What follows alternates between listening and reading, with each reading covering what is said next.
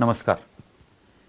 10वीचे सर्व विद्यार्थी तुमचं MKCL आणि मी स्वतः केदार टाकळकर आमच्या सगळ्यांच्या वतीनं मनापासून स्वागत. आज आपण 10वीची उत्तरपत्रिका बोर्डाच्या परीक्षेमध्ये बोर्डाचे एक्झामिनर्स मॉडरेटर्स यांच्या अपेक्षेप्रमाणे कशी लिहायची याबद्दलची माहिती घेणार आहोत. मला खात्री आहे की तुम्हाला ती सगळी माहिती निश्चितपणे आवडेल. नेहमी असं म्हणलं जातं की 10वीची परीक्षा ही एक टेक्निक आहे. पण ते टेक्निक म्हणजे नक्की काय? खूप वेळा असं होतं की समजा एखादा 3 मार्काचा प्रश्न आहे, आपण सगळे मुद्दे लिहिले, छान लिहिलं, स्पष्टीकरण छान दिलं, पण तरी शाळेमध्ये तुम्हाला असा अनुभव येतो की 3 पैकी 2.5 मार्क मिळतात. अर्धा मार्क कुठं गेला नाही कळत. म्हणजे कुठंतरी त्या परीक्षकाची एक्झामिनरची अपेक्षा पूर्ण करण्यामध्ये आपण कमी पडलेलो असतो. तर ती जी अपेक्षा आहे ती अपेक्षा म्हणजेच टेक्निक. मग अशा परीक्षकाच्या वेगवेगळ्या अपेक्षा काय असतात याबद्दलची माहिती आज आपण इथं करून घेणार आहोत. समास. त्या समास कसा आखायचा? बोर्डाची उत्तरपत्रिका ही ह्याप्रमाणे असते. एक मोठा समास, त्याच्या शेजारी एक छोटा समास, हे तुम्हाला आखून दिलेलं असतं. साधारणपणे सगळ्या विषयांना हे आखून दिलेले समास हे आपल्याला पुरतात. परंतु इतिहास भूगोल हिस्ट्री जॉग्राफी आणि दोन्ही सायन्स 1-2 या विषयांना मात्र एक जास्तीचा समास हा आपण आखायचा आहे. म्हणजे एक मोठा समास, त्याच्या शेजारी एक छोटा समास हे बोर्डाने आखून दिलेलं, आणि त्याच्या शेजारी आणखीन एक जास्तीचा समास हा आपण आखायचा आहे. कशासाठी? तर इतिहास भूगोल आणि दोन्ही सायन्स हिस्ट्री जॉग्राफी आणि दोन्ही सायन्सेस याची उत्तरपत्रिका म्हणजे त्याची प्रत्येक उत्तरं लिहिताना आपण पॉईंट्समध्ये लिहितो. मग ते पॉईंटचे नंबर लिहिण्यासाठी म्हणून एक जास्तीचा समास हा आपण आखून ठेवायचा. म्हणजे परीक्षकाला नजरेच्या एका टप्प्यात कळलं पाहिजे की येस, ह्या मुलांनी 4 पॉईंट लिहिलेत, ह्यांनी 6 पॉईंट लिहिलेत, 8 पॉईंट लिहिलेत, जे काय असेल. म्हणजे ते जर का परीक्षकाला कळलं की तो रिलॅक्स होतो की येस, त्याला माहिती आहे की ह्या उत्तरामध्ये 6 मुद्दे आहेत आणि ह्या मुलांनी 6 लिहिलेले आहेत. थोडक्यात ते पॉईंटचे नंबर लिहिण्यासाठी एक जास्तीचा समास हा आखायचा आहे. पण माझी तुम्हाला आणखीन एक सूचना की आता मी समजा ही स्लाईड तुम्हाला दाखवतोय, त्या स्लाईडमध्ये काय लिहिलंय ना ते वाचत बसू नका. आत्ता आपला मुद्दा काय की समास कसे आखायचे. मग त्या दृष्टीने तुम्ही त्या स्लाईडकडे बघा. मग लिहिलेलं उत्तर ते बरोबर आहे, चूक आहे, ते कोणत्या अभ्यासक्रमावरचं आहे, तुमच्या पुस्तकातला आहे नाही, याचा विचार तुम्ही करत बसू नका. त्या मी ज्या मुद्द्याचं एक्सप्लेनेशन स्पष्टीकरण तुम्हाला देतो आहे त्या मुद्द्याप्रमाणे तुम्ही त्या स्लाईड्स बघावं असं मला वाटतं. तर पेन कोणतं वापरायचं, शाई कोणती वापरायची? सोपं सांगायचं असेल तर fountain pen, gel pen, ink pen, ball pen, कोणतंही पेन वापरा. म्हणजे स्केच पेन वगैरे आपण कधी वापरणार नाहीच आहे, तो भाग वेगळा. परंतु तुम्हाला जे पेन कम्फर्टेबल असतं ना, असं कोणतंही पेन तुम्ही यूज केलं तरी प्रॉब्लेम नाही. कारण कोणतं पेन वापरावं याबद्दल बोर्डाचा काहीही नियम नाही. हां, आता शाई फक्त मात्र निळी, काळी किंवा ती व्हायलेट कलर जी असते, मिक्स शाई असते, ते कलर तुम्ही वापरले तर चालतात. जे तुम्हाला फक्त रेड, ग्रीन की जे एक्झामिनर मॉडरेटर त्यांच्यासाठी ते कलर रिझर्व्ड आहेत, तेव्हा तुम्हाला ते कलर वापरायची फक्त परवानगी नाही आहे. पण बाकी तुम्ही कोणतेही कलर वापरलेत तरीसुद्धा चालतील. पण प्रेफरेबली म्हणजे मी असं सांगेन की ज्यांचं प्रेझेंटेशन चांगलं आहे, म्हणजे जे खाडाखोड करत नाहीत ना फार, तर त्या मुलांना माझी एक सजेशन आहे की तुम्ही काळ्या शाईनी पेपर लिहा, दिसायला खरंच छान दिसतं. पण ज्यांना खाडाखोड खूप करायची सवय त्यांनी मात्र पेपर हा काळ्या शाईनी नाही, मग तुम्ही निळी शाईच वापरा. थोडक्यात शाई कोणती वापरायची हे तुम्ही खाडाखोड किती करता त्याच्यावरती ते डिपेंड ठेवा. अंडरलाइनिंग. 100मधली 90 मुलं ही अंडरलाईन करत नाहीत, आणि राहिलेली पण जी 10% करतात तर ते सुरुवातीच्या काही प्रश्नांना केलं, नंतर सोडून दिलं. असं नाही करायचं. कारण तुम्हाला जर असं वाटत असेल की तपासणारा परीक्षक म्हणजे शिक्षक हा अगदी तुमच्या पहिल्या पानावरच्या पहिल्या शब्दापासनं ते शेवटच्या पानावरच्या शेवटच्या शब्दापर्यंत सगळं व्यवस्थित वाचतो, तर चूक आहे, शक्यच नाही. कारण त्यांना इतके पेपर्स चेक करायचे असतात की प्रत्येकाचं एवढं सगळं वाचणं शक्य नसतं. पण मग तुम्हाला असं वाटतं की मग ते न वाचता मार्क देतात का? तर असंही नाही.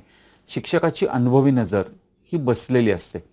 जे त्यांना समजा एखादा 10 ओळीचा मजकूर आहे, त्या मॅटरवरनं त्यांनी एक नजर फिरवली ना, तरी ते त्या 10 ओळीतले महत्त्वाचे शब्द हे त्यांच्या नजरेत बरोबर बसतात आणि त्यांना कळतं की ह्या मुलाने कोणतं उत्तर लिहिलं आहे, कोणते पॉईंट्स कव्हर केलेले आहेत, कोणता पॉईंट याचा राहिला आहे. पण आता समजा की तुम्ही सगळं तुमच्या म्हणण्याप्रमाणे लिहिलंय, बरोबर लिहिलंय, पण परीक्षकाच्या नजरेतनं ते सुटलं तर काय? मार्क जाणार. पण ते जे मार्क जे जातील त्याच्यामध्ये नुकसान कोणाचं आहे? तुमचं आहे. मग ते होऊ नये म्हणून तर तुम्ही महत्त्वाचे सगळे शब्द त्याला अंडरलाईन करायचे आहे. म्हणजे परीक्षक किमान ते अंडरलाईन केलेले जे शब्द आहे ना ते व्यवस्थित वाचेल आणि त्याच्यावरनं कळेल की ह्या मुलांनी सगळे पॉईंट्स छान कव्हर केलेले आहेत आणि तुम्हाला मार्क मिळतील. अंडरलाईन करताना ते ह्याप्रमाणे असावं. पेन्सिलनी अंडरलाईन केली तरी चालेल, शाई इंक पेननी अंडरलाईन केली तरी चालेल, शक्यतो पेन्सिलनी करा, पण अशी अंडरलाईन करू नका. कारण काही मुलांना कसं असतं की कशाला अंडरलाईन करायची ते कळतच नाही, मग ते सगळं लिहिलेला जेवढा मॅटर आहे त्या सगळ्या मॅटरला ते अंडरलाईन करतात. तर असं करू नका. त्यामुळं महत्त्वाचे शब्द फक्त अंडरलाईन करायचे आहेत हे लक्षात ठेवा. क्वेश्चन्स कॉपी करू नका, खरं गरज नसते. अनेक वेळा तुम्ही म्हणता की आम्हाला उत्तरपत्रिका लिहायला सोडवायला वेळ पुरत नाही, पण आता बघा इथं त्या पहिल्या 4 ओळी ज्या लिहिलेल्या आहेत ना, त्या पहिल्या 4 ओळी ह्या लिहायची काही गरज नाही. खरं डायरेक्ट उत्तराला सुरुवात केली तरी चालते. म्हणजे प्रश्न क्रमांक टाकला, उपप्रश्न क्रमांक टाकला, क्वेश्चन नंबर, सब क्वेश्चन नंबर आणि लिहायला सुरुवात केली की सफिशियंट आहे ना. मग त्यासाठी संपूर्ण प्रश्न हा कॉपी करायची गरज नसते, तो करू नका. त्याच्यामध्ये जाणारा जो तुमचा वेळ आहे तर तो तुम्ही इकडं अंडरलाईन करण्यासाठी वापरा. नवीन क्वेश्चन नवीन पानावरती हा नियम माहिती आहे खरं तर आपल्याला, पण अनेक वेळा मुलं तसं करत नाहीत. म्हणजे उदाहरणार्थ की समजा मी उत्तरपत्रिका लिहिताना माझा प्रश्न क्रमांक 3 क्वेश्चन नंबर 3 हा त्या पानावरच्या 2 ओळींवरती संपला. आता मला क्वेश्चन नंबर 4 स्टार्ट करायचं, तर मुलांना वाटतं की अरे 2च ओळी भरल्यात, फक्त खालचं अख्खं पान मोकळं आहे, मग काय करायचं? तर मी सांगेन की 2 ओळी जरी भरलेल्या असल्या तरी तुम्ही ते पान तसंच सोडा, त्याच्या पुढच्या पानावरती क्वेश्चन नंबर 4 घ्या. कारण नाहीतर होतं कसं की परीक्षकाला त्या पानावरती जे प्रश्न आहेत, म्हणजे समजा काय होईल की तुमचा प्रश्न क्रमांक 3 पण त्या पानावरती आहे आणि प्रश्न क्रमांक 4 पण त्या पानावरती आहे, तर त्या दोन्ही प्रश्नांचे मिळालेले मार्क किती किती आहेत, प्रश्न आणि उपप्रश्न, हे सगळं वरती लिहायला लागतं आणि मग ते त्रासाचं होतं. थोडक्यात प्रत्येक नवीन प्रश्न नवीन पानावरती हे धोरण लक्षात ठेवा. रफ वर्क मला विचारलं तर मी सांगेन की उत्तरपत्रिकेची तुमचं शेवटचं पान असतं तिथं रफ वर्क करा. शक्यतो रफ वर्क हे आपल्याला मॅथमॅटिक्सला, सायन्सला ह्यालाच करायला लागतं, इतर ह्याला काही करायची फारशी गरज पडत नाही. पण तरी ते शेवटच्या पानावरती केलेलं कधी पण चांगलं. म्हणजे ते पान तुम्हाला कधी असं उलटता येतं. नाहीतर काही मुलांना सवय असते की जिथं आपण गणित समजा सोडवतो त्याच्या शेजारी रफ वर्क करायचं, मग ते दिसायला असं गिचमीड चांगलं दिसत नाही. थोडक्यात रफ वर्क शेवटच्या पानावरती करा. कॅन्सलेशन म्हणजे खाडाखोड करायची असेल, एकतर नियम म्हटला किंवा आदर्शवाद म्हटला तर खाडाखोड करू नका असंच सांगणार, पण तरी खाडाखोडी होतेच. कारण आपण आधी लिहितो मग विचार करतो. पण खाडाखोडी लपवता यायला पाहिजे. म्हणजे काय, कशी लपवणार? आपल्याला सवय असते की समजा माझा एखादा शब्द चुकला, एखादं वाक्य चुकलं की आपण ते अगदी असं असं करून खोडतो. काही गरज नाही. साधी पेन्सिलनी त्याच्यावरती फक्त अशी रेघ मारलीत आणि ते खोडलं तरी चालणार आहे. म्हणजे तपासणारा परीक्षक जेव्हा वाचत वाचत तिथपर्यंत येईल ना, त्याला कळेल की अरे हे खोडलंय बरं का. नाहीतर तुम्ही अगदी असं असं करून खोडलं तर परीक्षक जेव्हा पान उलटतो तेव्हा पहिलं इम्प्रेशन काय पडतं? अरे या मुलाने किती खाडाखोड केली आहे, किती दिसायला वाईट दिसतं. तर ते इम्प्रेशन पडायला नको म्हणून तर जिथं जो शब्द खोडायचा आहे तो पेन्सिलनी खोडा, तो पेनाने नाही खोडला तरी चालणार आहे. एका ओळीमध्ये किती शब्द?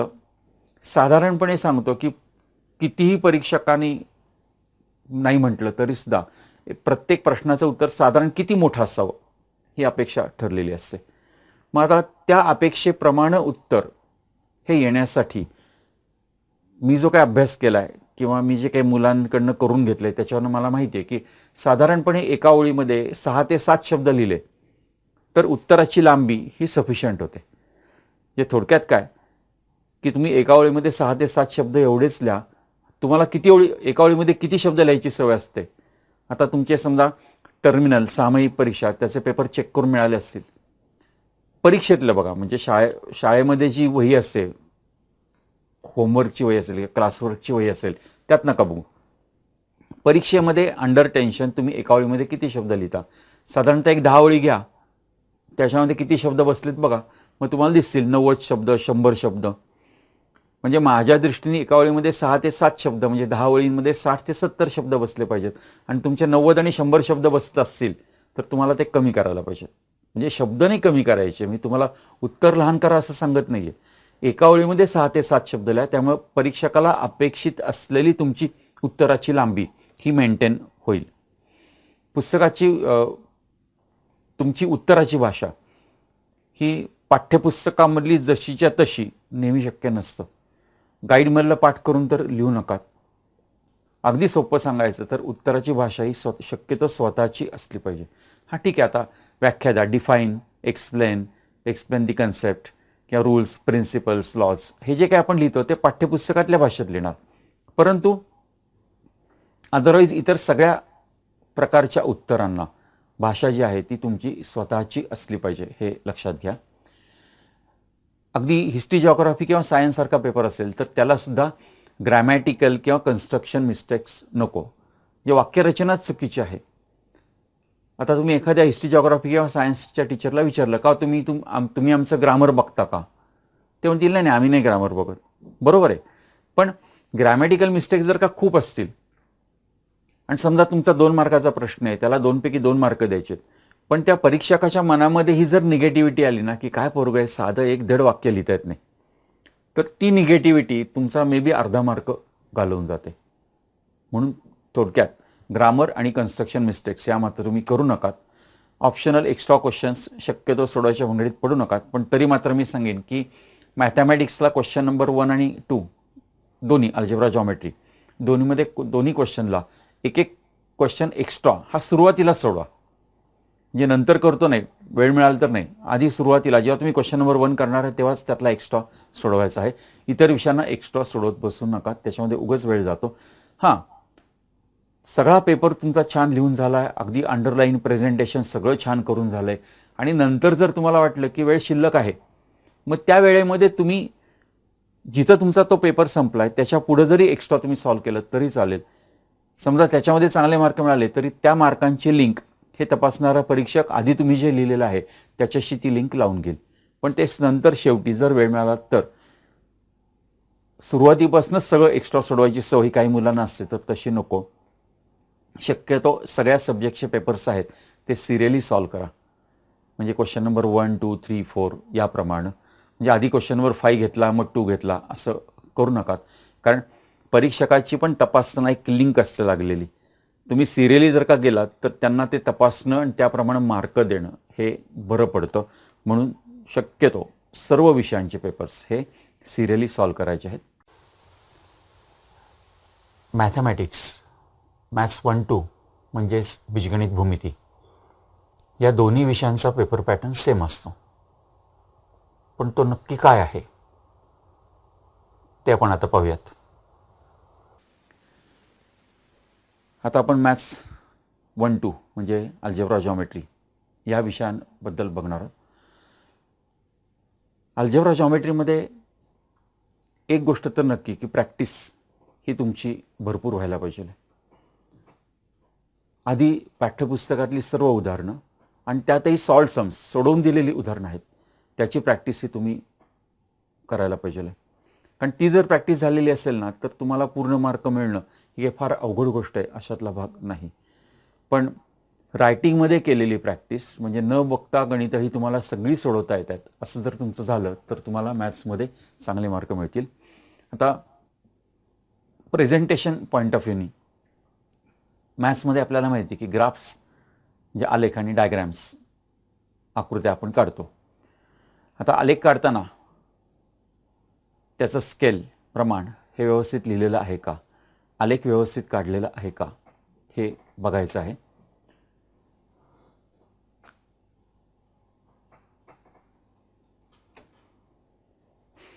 तर पाय डायग्रॅम किंवा वृत्तालेख काढताना कधी लक्षात ठेवा, काही मुलांना सवय असते की त्याचं आपण सर्कल, वर्तुळ जे काढतो तर ते वर्तुळ खूप लहान काढतात किंवा काही जण खूप मोठं काढतात. असं करू नका. साधारणपणे 4 ते 5 सेंटीमीटर रेडियस त्रिज्या तेवढं घेऊन वर्तुळ हे काढायचं आहे. त्याच्यापेक्षा लहान नको, त्याच्यापेक्षा मोठंही नको.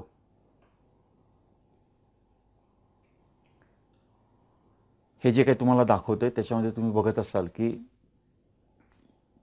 ज्या काही आकृत्या किंवा आलेख काढले त्याच्यामध्ये परफेक्शन किती आहे. तर मॅथ्समध्ये सायन्स किंवा इक्वेशन नंबर जे चिन्ह आता देअरफॉर किंवा इज इक्वल टू म्हणूनचं चिन्ह, बरोबरचं चिन्ह, अशी काही आपण चिन्ह वापरतो. किंवा equation number 1, equation number 1, equation number 2, 3, 4 अशी बरीच इक्वेशन्स ही पण आपल्याला लिहायला लागतात. तर ते लिहिताना आपण व्यवस्थित लिहिलेलं आहे का. आता उदाहरणार्थ सायन्स, आपल्याला माहिती आहे की प्रत्येक 2 स्टेपच्या मध्ये त्या स्टेपची सुरुवात करताना त्याच्यामध्ये देअरफॉर तरी किंवा इज इक्वल टू तरी, म्हणून किंवा बरोबर काहीतरी एक चिन्ह असतंच ना. आता तुम्ही तुमची उत्तरपत्रिका काढून बघा की किती ठिकाणी तुम्ही ती चिन्ह वापरता. माझा अनुभव आहे की मुलं काय करतात की एखाद्या गणितामध्ये समजा 10 स्टेप्स आहेत, पहिल्या 2-3 स्टेपला देअरफॉर देअरफॉर देअरफॉर असं म्हणतात आणि पुढं लिहित नाहीत. असं नका करू. थोडक्यात चिन्हही देणं फार महत्त्वाचं आहे. कोणत्याही 2 स्टेपच्या मध्ये, अल्जेब्रा जॉमेट्री दोन्हीमध्ये कोणत्याही 2 स्टेपच्या मध्ये एका ओळीची गॅप सोडायची. म्हणजे पहिली स्टेप पहिल्या ओळीवरती, मग दुसरी स्टेप दुसऱ्या ओळीवरती नाही, ती तिसऱ्या ओळीवरती. म्हणजे थोडक्यात 1, 3, 5, 7 अशा प्रमाणे तुमचं ते यायला पाहिजे. त्याच्यामुळे दिसायला फार छान दिसतं.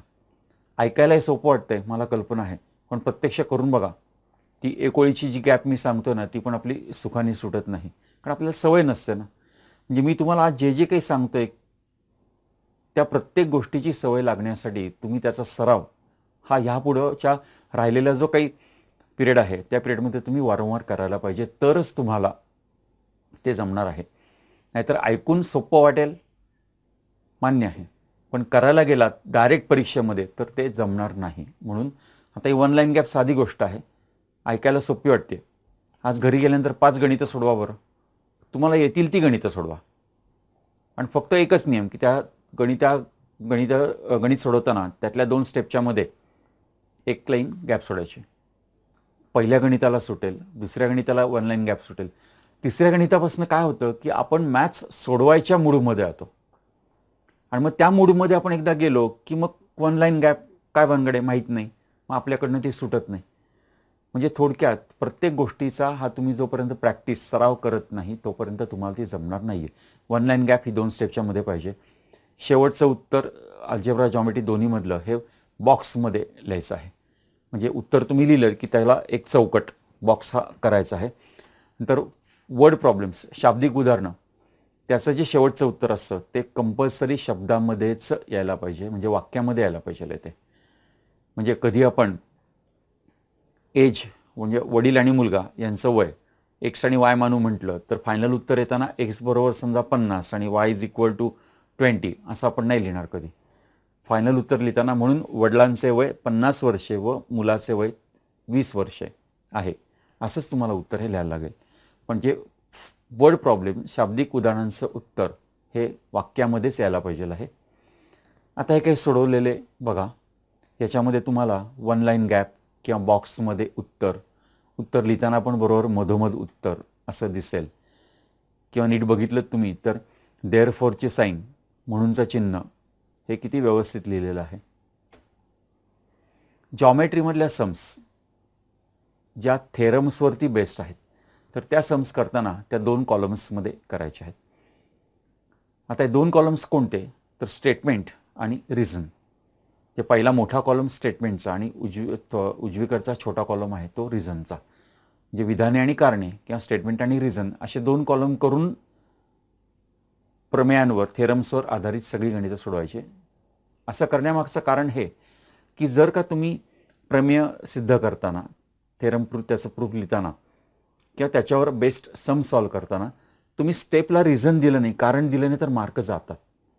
तुम्ही जर सेपरेट कॉलम केलात ना तर तुम्ही कंपल्सरी त्याच्यामध्ये रिझन लिहाल.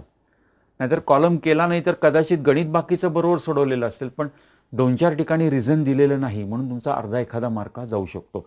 म्हणून ते रिझन द्यायची आपल्याला सवय लागावी यासाठी कॉलम सेपरेट करायचा आहे. अल्जेब्रामध्ये उत्तर जे आपण लिहितो तर ते उत्तर लिहिण्याची स्टाईल ही टेक्स्ट प्रमाणे असते.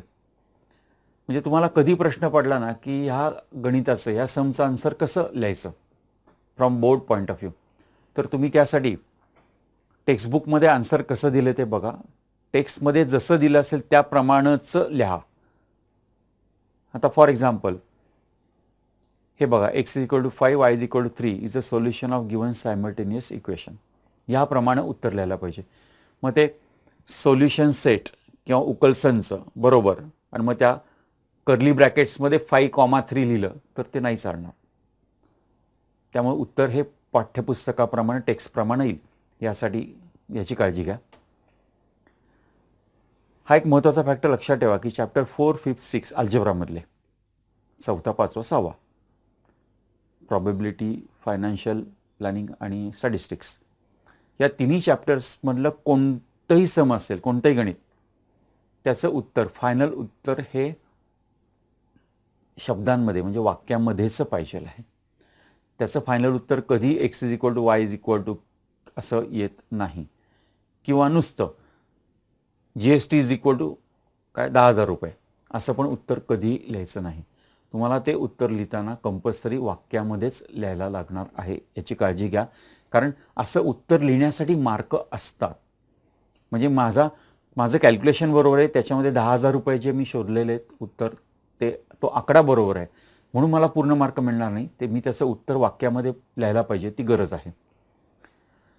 गणित सॉल्व्ह करताना असं म्हटलं जातं की ही मेथड बरोबर आहे, ती मेथड चूक आहे, असं काही नाही. बोर्डाचे पेपर्स चेक करणारे जे एक्झामिनर्स असतात त्यांना एक सूचना असते गणिताच्या दोन्हीच्या बाबतीत, म्हणजे अल्जेब्रा आणि जॉमेट्री, की मुलांनी पेपर कसाही जरी सोडवला, म्हणजे कोणत्याही पद्धतीने सोडवला, कारण पद्धत वेगळी असू शकते. म्हणजे उदाहरणार्थ टेक्स्टबुकमधली एक पद्धत असेल एखादं गणित सोडवण्याची, शाळेतल्या शिक्षकांची असेल, मुलांनी क्लास लावला असेल तर क्लासमधल्या शिक्षकांनी पण काहीतरी एखादी पद्धत सांगितली असेल, किंवा काही मुलं हुशार असतात, ते स्वतः त्यांच्या डोक्याने काहीतरी एका वेगळ्या पद्धतीने सॉल्व करतात, अशी कोणतीही पद्धत असेल.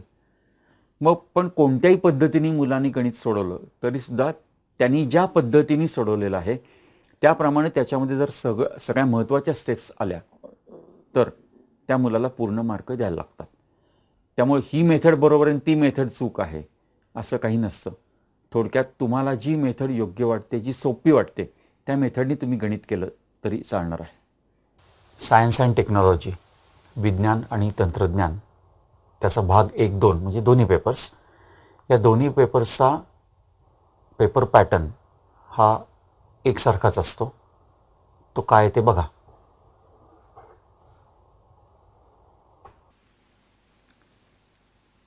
तर पुढचा विषय science and technology, science 1 and 2. आता या दोन्हीमध्ये, या दोन्ही सायन्सेसमध्ये ज्या ज्या प्रकारचे प्रश्न असतात, थोडं मी कमी बोलणार आहे, पण मी तुम्हाला फक्त सोडवलेल्या स्लाइड्स या दाखवणार आहे. तर त्या स्लाइड्स बघून तुम्ही ठरवायचं आहे की आपण एखाद्या ठराविक प्रश्नाचं उत्तर हे कोणत्या पद्धतीने प्रेझेंट करायचं आहे. फक्त इथं महत्त्वाचा एक पार्ट लक्षात घ्या की सायन्स असेल किंवा पुढे हिस्ट्री, जॉग्राफी, लँग्वेजेस पण असतील, या सगळ्या विषयांमध्ये महत्त्वाच्या शब्दांना अंडरलाईन ही करायलाच पाहिजे. कारण जर का ती केलेली नसेल आणि उत्तर नीट वाचलं गेलं नाही म्हणून मार्क कमी मिळाले तर आपलं नुकसान होणार आहे. म्हणून लक्षात ठेवा की अंडरलाईन हे करायला पाहिजे. आता सुरुवातीचा प्रश्न की योग्य पर्याय निवडून विधाने पुन्हा लिहा. याच्यामध्ये उत्तर चौकटीत लिहिलं आहे. तुम्ही चौकटीत लिहिलं तरी चालेल, त्याला सिंगल अंडरलाईन, डबल अंडरलाईन केली तरी चालणार आहे, पण पूर्ण वाक्य लिहून मग उत्तर लिहायचं आहे. म्हणजे फक्त उत्तर जे चौकटीत लिहिले तेवढंच लिहिलं तर मार्क मिळणार नाहीत. त्यामुळं स्टेटमेंट परत कॉपी करायचं आहे आणि मग त्याच्यापुढे आन्सर त्याचं लिहायचं आहे. याच्यामध्ये आणखीन काही इतर प्रश्नांचे प्रकार बघा. वेगळा घटक ओळखा किंवा पुढील मूलद्रव्यांची संयुजा लिहा. उत्तर प्रेझेंटेशन किती चांगल्या प्रकारे केलं आहे. म्हणजे प्रत्येकाला हे बघून असं वाटणारच आहे की आपलं पण असं व्हायला पाहिजे.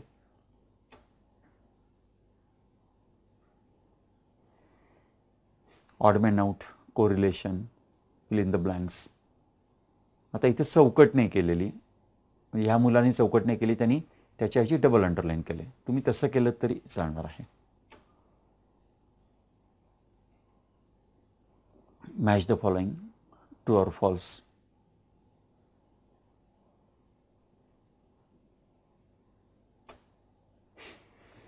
सायन्समध्ये साधारणपणे ह्या प्रकारचे प्रश्न असतात. Short answer, short notes, answer in 1 or 2 sentences आणि गिव्ह रिझन्स. आता हे जे प्रश्न आहेत हे प्रश्न कसे सोडवलेत किंवा त्याच्यामध्ये किती पॉईंट्स यायला पाहिजेत ते बघा. साधारणपणे 2 मार्काचा जर प्रश्न असेल तर मिनिमम 2 आणि मॅक्सिमम 4 एवढे पॉईंट हे लिहायचे आहेत. आणि साधारणपणे उत्तराची जी लेंथ असेल, लांबी, ती एक 8-10 ओळींपर्यंत.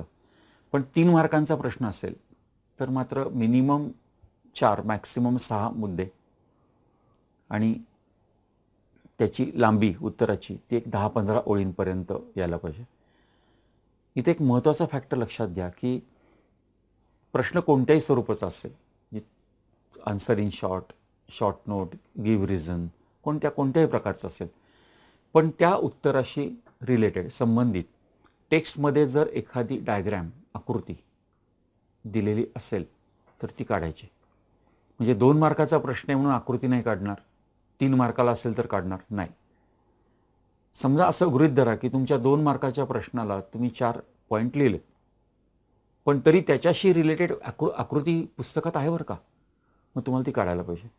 कारण जर का तुम्ही ती काढली नाही तर कदाचित तुमचा अर्धा मार्क हा जाऊ शकेल. याचा अर्थ आकृतीला अर्धा मार्क असतो असा नाही, पण आकृतीने तो प्रश्नाचं उत्तर परिपूर्ण होतं म्हणून पूर्ण मार्क आपल्याला मिळतात. आता हे काही सॉल्व केलेले बघा. सायंटिफिक क्लासिफिकेशन ऑफ फ्रॉग किंवा चार्ट कंप्लीट करून दिलेला आहे. या प्रकारे तो प्रेझेंट करायचा आहे.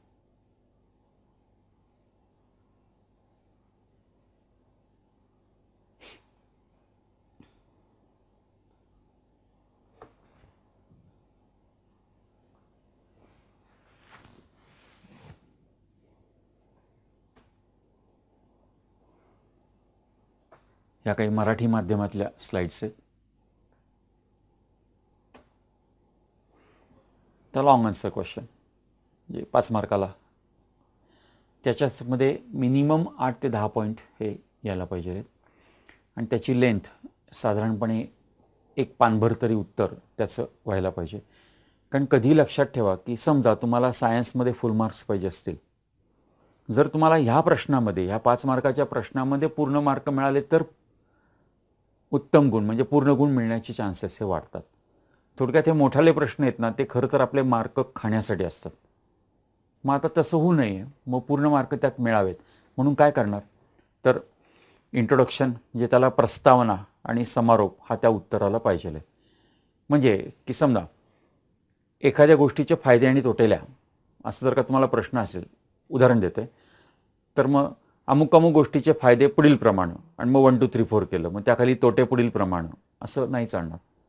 म्हणजे ती गोष्ट काय आहे म्हणजे ती प्रस्तावना झाली आणि तसं समारोप पण यायला पाहिजे. त्या उत्तराशी रिलेटेड काही डायग्राम असेल. तर मॅप हे भूगोलामध्ये असणार आहे, पण भूगोलामध्ये आपण आता मी जे नियम सांगतो ते इतिहास भूगोलामधल्या दीर्घोत्तरी प्रश्नांना पण तसेच असणार आहे.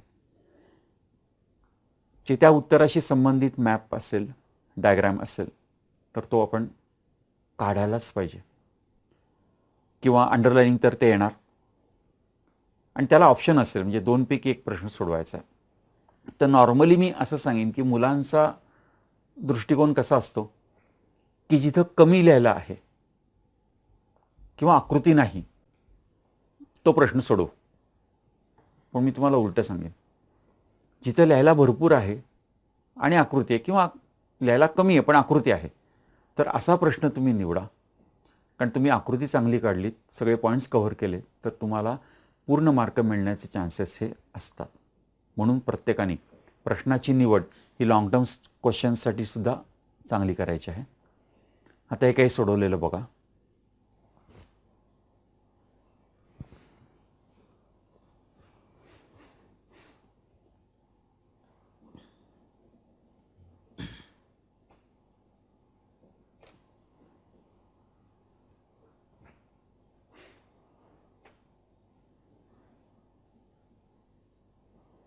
गिव्ह रिझन्स, कारणे द्या.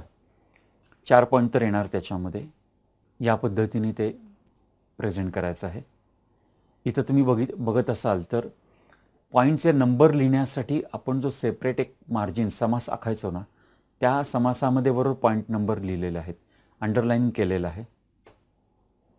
Definition and explain the concept. Definition, व्याख्या ही पूर्णपणे टेक्स्टप्रमाणे असली पाहिजे. त्याच्यामध्ये तुम्ही तुमचे मनाचे शब्द काही प्लस मायनस करू नका. आणि एक्सप्लेन दी कन्सेप्ट म्हणजे ती डेफिनेशन किंवा ती संकल्पना आपण आपल्या भाषेत लिहिणार. म्हणजे तिथं पाठ्यपुस्तकातलं जसं तसं लिहायची काही गरज नाही. फक्त इथं उदाहरण मात्र दोन्हीला, म्हणजे डेफिनेशनला पण आणि कन्सेप्ट एक्सप्लेन करायला पण, या दोन्हीला उदाहरण हे ॲडिशनल तुम्हाला द्यायला लागेल. याप्रमाणे सायन्समधले प्रॉब्लेम्स, न्यूमरिकल्स ज्याला आपण म्हणतो, ते सॉल्व करताना 2 कॉलम करून, पहिला जो कॉलम असेल त्याच्यामध्ये दिलेली माहिती, साध्य म्हणजे जे शोधायचं आहे ते, सूत्र फॉर्म्युला, आणि सोल्युशन आणि फायनल आन्सर. जे दिलेली माहिती, साध्य, सूत्र, रीत आणि उत्तर. ह्याप्रमाणे या स्टेप्समध्ये सगळं यायला पाहिजे. कारण तुम्हाला माहिती आहे की आपण सूत्र जे लिहितो ते सूत्र जर का बरोबर लिहिलं, फॉर्म्युला बरोबर असेल तर त्यासाठी आपल्याला मार्क मिळतो. म्हणून हे सगळं वेगवेगळं असं लिहायचं आहे. गिवन, टू फाइंड, फॉर्म्युला आणि सोल्युशन आणि फायनल आन्सर. इथं पण तुम्ही बघत असाल की फायनल आन्सर जे आहे ते बॉक्समध्ये लिहिलेलं आहे. केमिकल इक्वेशन्स, रासायनिक अभिक्रिया संतुलित करायचे ते ह्याप्रमाणे.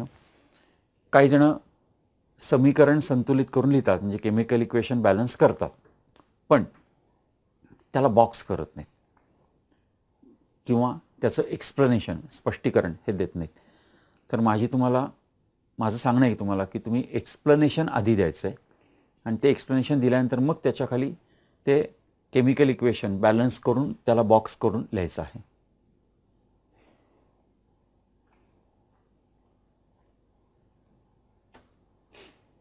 सायन्समध्ये आपल्याला डायग्रॅम्स ड्रॉ करायला लागतात.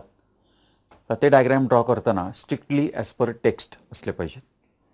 नंतर एक काम करायचं की एक चौकट आखायची, 12 सेंटीमीटरचा स्क्वेअर, 12 सेंटीमीटरची एक चौकट, आणि त्या चौकटीच्या आतमध्ये आकृती काढायची. पण काय होतं की जर का आपण तसं केलं ना तर आपली आकृती डायग्रॅम बॅलन्स राहते. नाहीतर उगाच एखादा पर्टिक्युलर पार्टच खूप मोठा, कारण त्याला लिमिटच नाही ना, अख्खं पानभर तुम्ही कसंही काढलं. तसं करायचं नाही आहे. 12 सेंटीमीटरचा बॉक्स, शक्यतो एका साईडलाच सगळी लेबलिंग, नावं जे आपण देतो आकृतीला ते एका साईडला येईल असं बघा. पण असा काही नियम नाही की एका साईडलाच पाहिजे. एखादं दुसरं नाव हे काही कारणाने आपल्याला एका साईडला आणता येतच नाही, ते पलीकडच्या साईडला गेलं तरी चालणार आहे. आणि डार्क पेन्सिल वापरा. ह्या काही आकृत्या बघा, फक्त आकृत्या काढायची, कशा काढल्यात ते बघायचं आहे.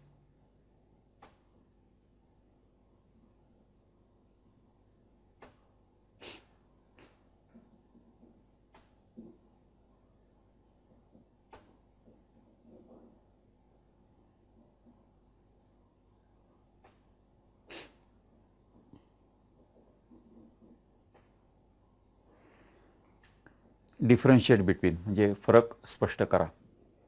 कधी लक्षात ठेवा, नॉर्मली मुलं काय करतात की समजा एक्स आणि वाय यातला फरक असेल तर एक्सचा एक कॉलम, वायचा एक कॉलम.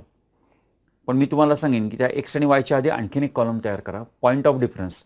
जे तुम्ही कोणता पॉईंट तिथं डिस्कस करणार आहात, फरकाचा कोणता मुद्दा, तर तो जो पॉईंट आहे ना, तर तो पॉईंटचं नाव, हेडिंग लिहिण्यासाठी फक्त एक ॲडिशनल जास्तीचा कॉलम हा प्रत्येकाने करायचा आहे. एक्झामिनरचं काम सोपं होतं.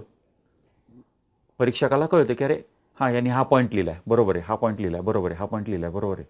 म्हणजे तुम्ही जे डिटेल लिहिले ते वाचतील, पण पॉईंटचं हेडिंग वाचून ते रिलॅक्स होतात की ह्या मुलांनी महत्त्वाचे पॉईंट कव्हर केलेत बरं का.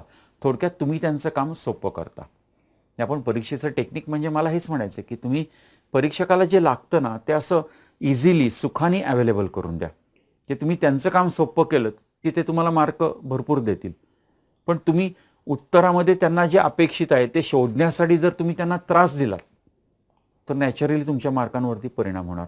म्हणून मी असं हे पॉईंट जो आहे म्हणजे फरकाचा मुद्दा तो वेगळा आला असं मी सांगितलं, किंवा प्रत्येक वेळेस अंडरलाईन करा हे सांगितलं, ते ह्यासाठीच की परीक्षकाचं काम हे सोपं व्हावं. इंग्लिश कुमार भारती या विषयाचा पेपर पॅटर्न यावर्षीपासून पूर्ण बदलला आहे.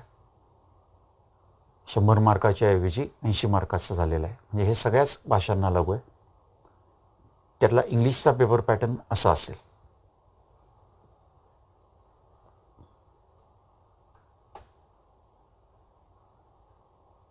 तर पुढचा विषय इंग्लिश. याच्यामध्ये पण मुलांच्याकडनं लिहून घेतलेले जे आहे तर ते बघण्यावरती फोकस हा तुम्ही जास्त ठेवा. इंग्लिशमध्ये पाठ्यपुस्तकाचं वाचन हे फार महत्त्वाचं आहे. कारण मुलं काय करतात, त्यांना असं वाटतं की अरे सगळं रेडीमेड पॅरेग्राफ असेल तर तो आपल्याला वरती जर का देत असतील आणि त्याच्यावरती आधारित प्रश्न आहेत, मग त्यासाठी पुस्तक कशाला वाचायची गरज आहे. पण नाही, म्हणजे काही मुलं मला अशी माहिती आहेत की कोणता पॅरा दिला आहे हे फक्त पहिल्या 1-2 ओळी वाचून त्यांना कळतं की हां हा ह्या चॅप्टर धड्यामधला आहे, त्या पॅरामध्ये काय आहे हे त्यांना कळतं आणि ते डायरेक्ट प्रश्न सोडवायला सुरुवात करतात. का?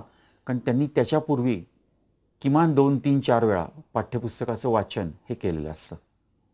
म्हणून तुम्ही सुद्धा पाठ्यपुस्तकाचं भरपूर वाचन करा आणि क्वेश्चन पेपर सोडवण्याचा सराव हा प्रत्येकाने भरपूर करायचा आहे.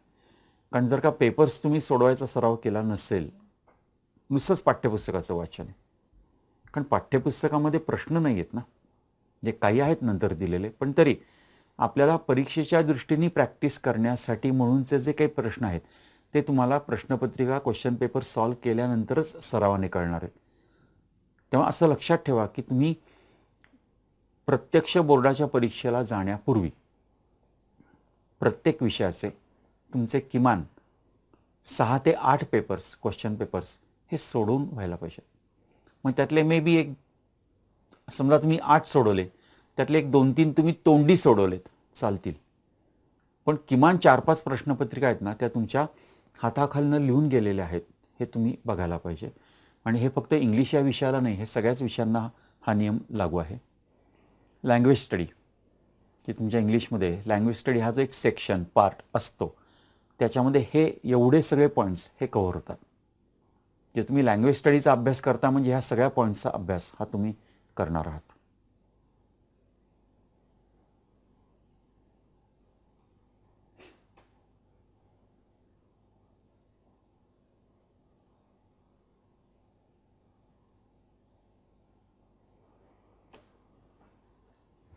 तुमच्या पुस्तकामध्ये लँग्वेज स्टडीच्या ज्या काही ॲक्टिव्हिटीज दिलेल्या आहेत तर तेवढ्याच ॲक्टिव्हिटीज ह्या तुम्ही पूर्ण कॉन्सन्ट्रेशननी जरी सॉल्व केल्यात ना तरी खरं सांगतो तुम्हाला वेगळा लँग्वेज स्टडीचा अभ्यास करायची गरज पडणार नाही. म्हणजे पुस्तकामध्ये दिलेल्या सगळ्या ॲक्टिव्हिटीज करायच्या आणि मी म्हणलं त्याप्रमाणे प्रश्नपत्रिका वेगवेगळ्या सॉल्व करायच्या. बस या दोन्ही गोष्टींमध्ये जेवढं येईल ना त्यातनं तुमचं बोर्डाचं काम भागणार आहे. जे खूप लँग्वेज स्टडीसाठी आणखीन अमुक तमुक मटेरियल गोळा केलं त्यातलं सॉल्व करत बसलं काही गरज नाही. पण पुस्तकामधल्या ॲक्टिव्हिटीजला मात्र पहिलं प्राधान्य आणि ते पूर्णपणे रायटिंगमध्ये तोंडी नाही. कारण लँग्वेजेसचा अभ्यास मुलांच्याकडनंही चूक होते, ते रायटिंगमध्ये करत नाहीत. कारण त्यांना वाटतं हां ह्याचा अमुकचं उत्तर तमुक आहे, ते तोंडी पटकन केलं कारण लिहिण्याचा कंटाळा ना. पण मग हे सगळ्या गोष्टी आहेत ना ह्याचे त्रास ॲक्च्युअल परीक्षेमध्ये होतात.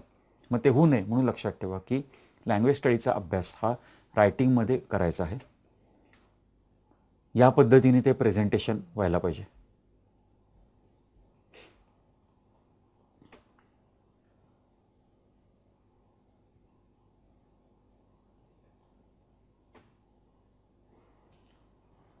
टेक्स्च्युअल पॅसेजेस सॉल्व करताना मी तुम्हाला सांगितलं की आधी पाठ्यपुस्तकाचं रीडिंग जर असेल तर टेक्स्टमधला पॅसेज हा डायरेक्ट तुम्ही प्रश्न घेऊन पण सॉल्व करू शकता. पण टेक्स्च्युअल असेल किंवा नॉन टेक्स्च्युअल असेल त्या पॅसेजेसमध्ये पर्सनल रिस्पॉन्सचा जो क्वेश्चन असतो दोन्हीच्या बाबतीमध्ये प्रोज आणि पोएट्री धडा आणि कविता दोन्हीच्या बाबतीमध्ये तर तो लिहिताना स्वतःच्या भाषेमध्ये लिहिता आला पाहिजे. आणि अनेक वेळा मुलांच्याकडनं होणारी चूक अशी की त्या प्रश्नाच्या उत्तराचं एक्सप्लेनेशन इंग्लिश समजा आपलं चांगलं नसेल तर मग ते एक्सप्लेन करायला आपण कमी पडतो. किंवा समजा ते उत्तर मला 5-7 ओळींमध्ये पाहिजे, पण त्या 5-7 ओळींमध्ये ग्रॅमॅटिकल मिस्टेक्स, स्पेलिंगच्या मिस्टेक्स, कन्स्ट्रक्शन मिस्टेक्स या मुलांकडनं खूप होतात. त्यामुळे खरं तर मला तुम्हाला असं सांगायचं आहे की textual, non textual passages, prose, poetry ह्या सगळ्यासाठी पर्सनल रिस्पॉन्सचा जो क्वेश्चन असतो तर त्याची तुम्ही प्रॅक्टिस ही रायटिंगमध्ये भरपूर वेळा करा. कारण ती जेवढ्या वेळा प्रॅक्टिस होईल ना तेव्हा परीक्षेमध्ये कोणताही प्रश्न आला ना तरी तुम्ही तो व्यवस्थित सॉल्व्ह करू शकाल. थोडक्यात पर्सनल रिस्पॉन्सचा प्रश्नाची प्रॅक्टिस ही नीट करायची आहे. पोएम कॉम्प्रिहेन्शनसाठी काय पोएम दिलेली असेल त्याच्यावरचे क्वेश्चन्स, तिथं काही मुलांना फार प्रॉब्लेम येत नाही. परत तिथं प्रॉब्लेम म्हणजे पर्सनल रिस्पॉन्सचा क्वेश्चन. ॲप्रिसिएशनला जी पोएम असेल तर त्याचे मुद्दे, पॉईंट्स जे असतात ना ते टेक्स्टमध्ये दिलेले आहेत. म्हणजे कोणत्याही पोएमचं ॲप्रिसिएशन हे कोणत्या पॉईंट्सला अनुसरून करायचं, म्हणजे कोणते पॉईंट्स डोळ्यासमोर ठेवून त्याचे ते पॉईंट एक्सप्लेन करायचे, हे टेक्स्टमध्ये दिलेलं आहे. 5 मार्काचा क्वेश्चन असतो. तर तुम्ही ते पॉईंट्स हे व्यवस्थित लक्षात ठेवा आणि तेवढ्याच पॉईंट्सला अनुसरून एक्सप्लेनेशन करायचं आहे. काही पेपर्स असे बघितलेले आहेत, म्हणजे मे बी त्या मुलांचं इंग्लिश चांगलं असेल म्हणून असेल, पण ते खूप लिहित बसतात. आज 10वीच्या लेवलला तुमच्याकडनं एवढी अपेक्षा नाही आहे. कारण शेवटी मार्क 5च आहेत ना, 5 पैकी 5 मार्कच देणार, त्यापेक्षा जास्त तर कोणी देणार नाही तुम्ही खूप लिहिलं आहे म्हणून.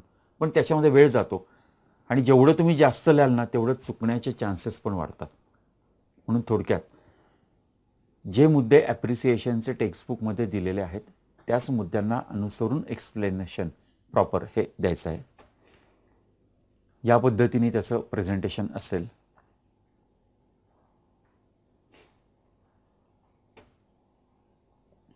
नॉन टेक्स्च्युअल पॅसेज, त्याला पण नियम हाच, जो टेक्स्च्युअल पॅसेजला आहे तोच नॉन टेक्स्च्युअल पॅसेजला. फक्त टेक्स्ट वाचायची किंवा वर्तमानपत्र वाचायची किंवा इतर कोणाला काही नॉवेल्स वगैरे, कथा कादंबऱ्या असं काही वाचायची सवय असेल, गोष्टीची पुस्तक, कॉमिक्स, अशा मुलांना हा नॉन टेक्स्च्युअल पॅसेजचा प्रश्न हा चांगला जातो. का? कारण त्यांना पाठ्यपुस्तकापेक्षा वेगळं काहीतरी वाचायची सवय आहे ना. आता ह्यानंतर तुम्ही ती सवय लावा असं मी म्हणणार नाही, पण लॉंग टर्मसाठी ती सवय आवश्यक आहे. आज मी म्हणतो बाकी जाऊ देत, पण रोजचं वर्तमानपत्र कोणत्याही भाषेतलं असेल, म्हणजे तुम्ही मराठी असेल, इंग्लिश असेल, पण आपण ते वाचतो का? कारण ते वाचल्यामुळं आपल्याला ॲडिशनल काहीतरी माहिती कळते, ॲडिशनल नॉलेज आपलं वाढतं. आणि आज लँग्वेजेसमध्ये कोणती लँग्वेज असेल, इंग्लिश, मराठी, हिंदी वगैरे, त्या सगळ्या लँग्वेजेसमध्ये आपण निबंध लिहितो किंवा असं रायटिंग स्किलमध्ये एक वेगवेगळे पार्ट लिहितो, साधं पत्र लिहितो आपण. पण मग ते लिहिताना पण आपल्याकडे हे जे ॲडिशनल नॉलेज आहे तेच आपण वापरणार ना तिथं. मग ते नॉलेज वापरण्यासाठी आपण ते कधी ॲक्वायर केले का, घेतले का नॉलेज, म्हणजे आपण असं कधी काही वाचलं होतं का? थोडक्यात ॲडिशनल रीडिंग करायची सवय असेल तर त्यांना हा नॉन टेक्स्च्युअल पॅसेज सॉल्व करणं सोपं जातं. लेटर रायटिंग, आता लेटर रायटिंगमध्ये आपल्याला माहिती आहे फॉर्मल, इनफॉर्मल दोन्ही प्रकार असतात. ते सॉल्व करताना याप्रमाणे सॉल्व करायचे. 1 साईड अलाइनमेंट, म्हणजे लेफ्ट साईडनी सगळं सुरू करायचं आहे.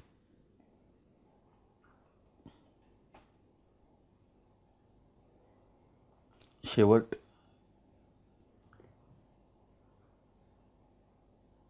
युअर सिन्सिअरली असं काहीतरी आणि XYZ, इथं आपण आपलं नाव काही लिहित नाही. रिपोर्ट रायटिंग, एकाच पॅरेग्राफमध्ये साधारणतः 20-25 ओळी एवढं उत्तर. डायलॉग रायटिंग, डायलॉग रायटिंगमध्ये 2-3 प्रकारे प्रश्न विचारला जातो की arrange sentences in proper order. जे तुम्हाला एक समजा काही वाक्य देतील आणि ती वाक्य जी आहेत 6 वाक्य असतील समजा, तर ती वाक्य प्रॉपर ऑर्डर त्याची लावायची. म्हणजे आधी कोण काय म्हणाल, नंतर काय म्हणालं, अर्थ समजून घेऊन ती वाक्यांची ऑर्डर लावायची. किंवा डायलॉग सुरुवात करून देतील आणि मग शेवट तुम्हाला करायचं आहे, कंप्लीट तुम्हाला करायचं आहे. किंवा 6 मिनिंगफुल एक्सचेंजेस, म्हणजे समजा दोघं जण आहेत, आई आणि मुलगी. मग आई 6 वेळा काय म्हणाली ते आणि मुलगी त्याच्यावर 6 वेळा काय म्हणाली ते, असं दोन्ही तुम्हाला लिहिता यायला पाहिजे. जर का डायलॉग ॲक्च्युअल लिहायची वेळ आली तर त्याचं प्रेझेंटेशन हे याप्रमाणे असावं, 2 कॉलम करून.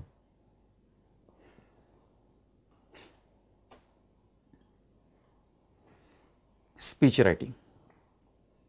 भाषण करायची वेळ फार सगळ्यांवरती येते असं नाही, पण इमॅजिन करून की समजा शाळेचा सेंड ऑफ आहे आणि मला काहीतरी बोलायचं आहे.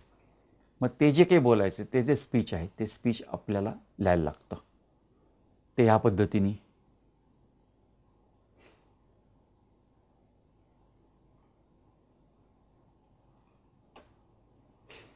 इन्फॉर्मेशन ट्रान्सफर, म्हणजे जी काही इन्फॉर्मेशन दिलेली असेल ती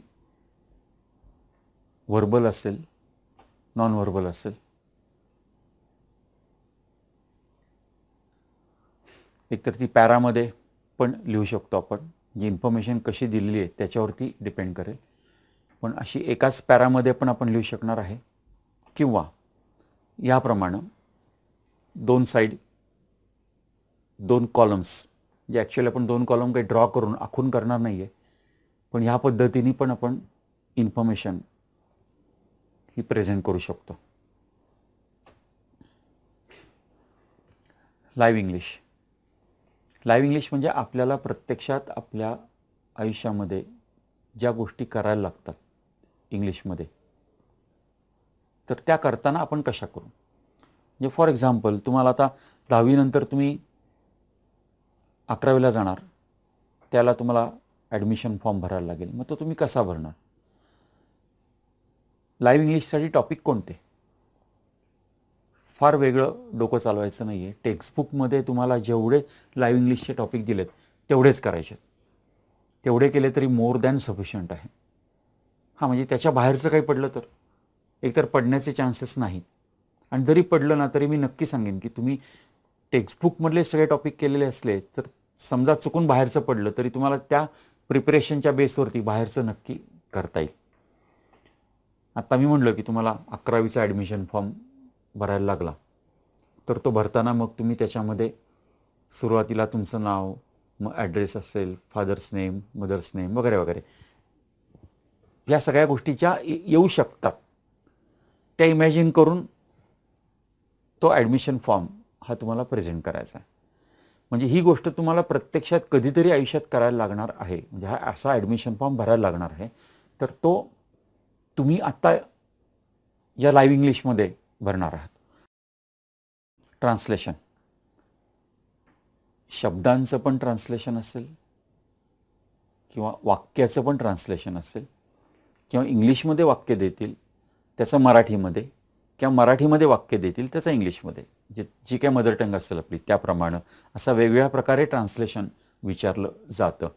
म्हणजे एकच पॅरा दिला आणि त्याचं ट्रान्सलेशन करा असं आता नाही आहे, पण याच्यामध्ये पूर्ण मार्क मिळण्याचे चान्सेस असतात. म्हणजे इंग्लिशमधले जवळजवळ सगळे प्रश्न प्रकार जे आहेत ना ते आता अशा पद्धतीने डिझाईन केले की ज्यांचं इंग्लिश चांगलं आहे किंवा जे इंग्लिशचे मी म्हटलं त्याप्रमाणे प्रॉपर टेक्स्टबुकचं रीडिंग आणि minimum 6 to 8 question papers solve करणार, त्यातले मी सांगितलं त्याप्रमाणे काही ओरली आणि काही रायटिंगमध्ये, हे करतील ना त्यांना इंग्लिशमध्ये आउट ऑफ 100 90च्या वर जाणं is not a big deal. खूप काय अवघड आहे असं काही नाही. पण यातली सर्वात म्हणजे ही लँग्वेजेसला सगळ्यालाच लागू आहे, पण सर्वात यातली महत्त्वाची गोष्ट म्हणजे लँग्वेजेसची प्रॅक्टिस, सराव हा पूर्णपणे रायटिंगमध्ये व्हायला पाहिजे. जी मुलं ओरली करतात मग तुम्ही खूप वेळ अभ्यास कराल, पण माझ्या दृष्टीने त्याचं महत्त्व फार नाही. तुम्ही जो अभ्यास केला आहे त्यातला मिनिमम 30-40% एस्पेशली या लँग्वेजेसच्या बाबतीत स्टडी हा तुम्ही रायटिंगमध्ये केलात का. कारण खूप वेळा एक अनुभव असा घ्यायला बघा की आपण रायटिंगमध्ये म्हणजे लिहायला लागलो ना की आपल्याला सुचायला लागतं. अरे पण मग त्यासाठी लिहा ना, म्हणजे तुम्हाला काय सुचतंय तुम्हाला कळेल. म्हणजे खूप वेळा निबंध म्हणजे थापा मारायच्या. अरे हो पण तुम्ही आधी खूप वेळा त्या थापा मारल्या असतील, म्हणजे खूप निबंध लिहिले असतील, तर तुम्हाला परीक्षेमध्ये ते निबंध लिहिताना पण सुचतं, छान पद्धतीने सुचतं आणि निबंध आपला चांगला तयार होतो. मराठी आणि हिंदी या दोन्ही भाषांचा पेपर पॅटर्न नवीन बदललेला हा याप्रमाणे असणार आहे.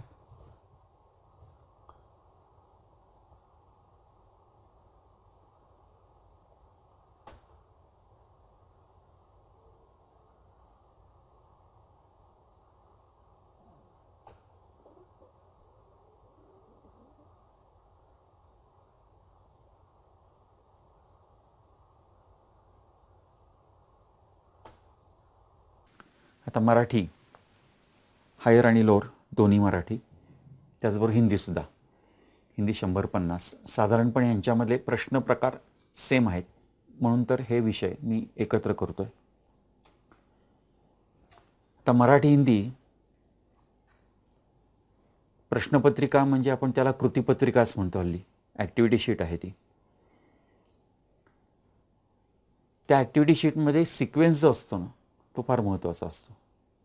कारण त्या ॲक्टिव्हिटीमध्ये तुम्हाला काही डायग्रॅमॅटिक फॉर्ममध्ये दिलं असेल, आकृती दिली असेल, मग त्या आकृतीमधला जो क्रम फॉलो केलेला आहे, कारण त्या क्रमावरनं आपल्याला काहीतरी प्रश्न, त्याची प्रश्नाची उत्तरं आपल्याला द्यायची आहेत किंवा काहीतरी एक्सप्लेन करून लिहायचं आहे.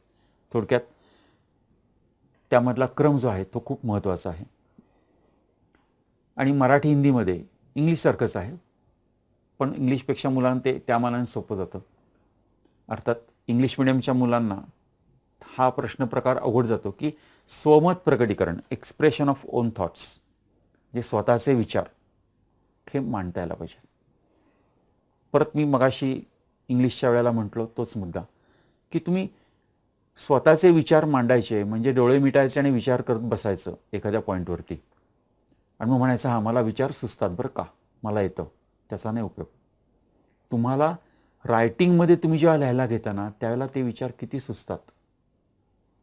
कारण खूप वेळा असं होतं की ओरली विचार करताना माझ्या 2 वाक्यांची एकमेकांना लिंक नसली तरी चालते, पण रायटिंगमध्ये जर का माझ्या 2 क्रमाने लिहिलेल्या वाक्यांची जर का लिंक नसेल तर तपासणाऱ्याला कळणारच नाही काय लिहिलं ते आणि तो मार्क देणारच नाही. म्हणून इथंसुद्धा लँग्वेजेसच्या बाबतीमध्ये, मराठी हिंदीच्या बाबतीत, की तुम्ही रायटिंगमध्ये प्रॅक्टिस सराव आहे ना, तो जास्त करायला पाहिजे. त्यामुळे तुम्हाला तुमचे स्वतःचे विचार जे थॉट्स आहेत ते एक्सप्रेस करायचे, ते लिहिण्याची त्याची सवय लागेल. आणि मग त्या सवयीतनं तुमची एक अशी छान लिंक तयार झाली ना लिहिण्याची किंवा तुमच्या विचारांची, की परीक्षकाला ते आवडेल आणि तुम्हाला मार्क चांगले मिळतील. आकृती तुम्हाला दिलेली असते तर ती आकृती परत काढायची आणि ती पेनाने काढायची, पेन्सिलने काढायची नाही. तुमची पाठ म्हणजे धडा, कविता हे वारंवार वाचन व्हायला पाहिजे आणि वाचून वाचून आपल्याला ते त्याचं आकलन म्हणजे त्याचं मिनिंग काय आहे, कोणत्या शब्दांचे अर्थ काय आहेत, कोणता शब्द तिथं कोणत्या अँगलनी अर्थाने घेतलेला आहे, हे तुम्हाला डिटेल्स तुम्ही वारंवार जर का वाचलं असेल तरच तुम्हाला ते कळतील. त्यासाठी 3 वेळा तरी तुमचा प्रत्येक धडा किंवा कविता ही वाचून व्हायला पाहिजे आणि साधारणपणे 80 पैकी 24 मार्क, 30% हे रायटिंग स्किल म्हणजे निबंध, पत्र वगैरे असं असणार आहे. प्रत्येक कृती म्हणजे ॲक्टिव्हिटी आहे ना, ती स्वतः करायची सवय लावा. मुलांना काय असतं की समजा तुम्ही पेपर सोडवत आहे किंवा तुमच्याकडं नोट्स आहेत, डायजेस्ट आहे, तर त्याच्यामध्ये ज्या ॲक्टिव्हिटी दिल्यात ना त्या रेडीमेड सॉल्व करायच्या. मी म्हणतो तसं नाही, तुम्ही ॲक्टिव्हिटी म्हणजे कृती स्वतः करायचा प्रयत्न करा ना. तिथे डायग्रॅमॅटिक प्रेझेंटेशन जे दिलेले आहेत तर तसं काहीतरी तुम्ही एखाद्या पॅरेग्राफवरनं तुमचं स्वतःचं काहीतरी डायग्रॅमॅटिक प्रेझेंटेशन करून तुम्ही ती कृती मांडा ना. अशा सवयी केल्या तर खूप उपयोगाला पडतील. प्रेझेंटेशन या पद्धतीने व्हायला पाहिजे.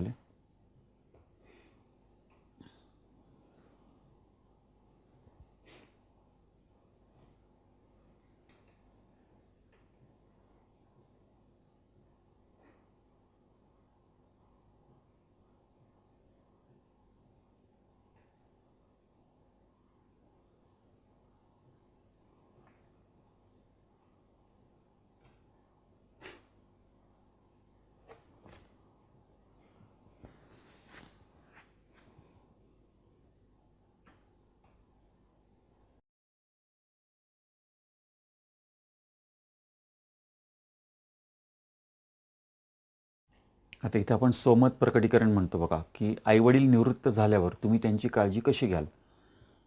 आता याचं प्रत्येकाचं उत्तर वेगळं असणार आहे ना. म्हणजे अशी जी उत्तरं की जी पाठ्यपुस्तकामध्ये किंवा डायजेस्टमध्ये कुठेही दिलेली नसतात, तर त्याचा सराव हा तुम्ही वेगवेगळ्या ॲक्टिव्हिटीज किंवा कृती सॉल्व केल्यानंतरच तुमचा होणार आहे.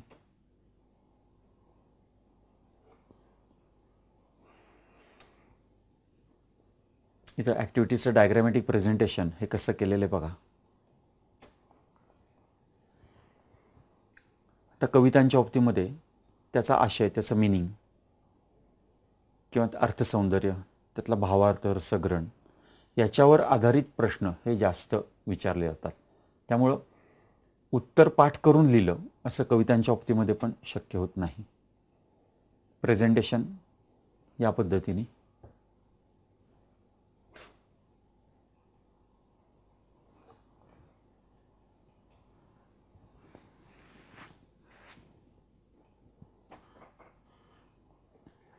स्थूल वाचन याला उतारा काय आपल्याला देत नाही, फक्त प्रश्न विचारतात.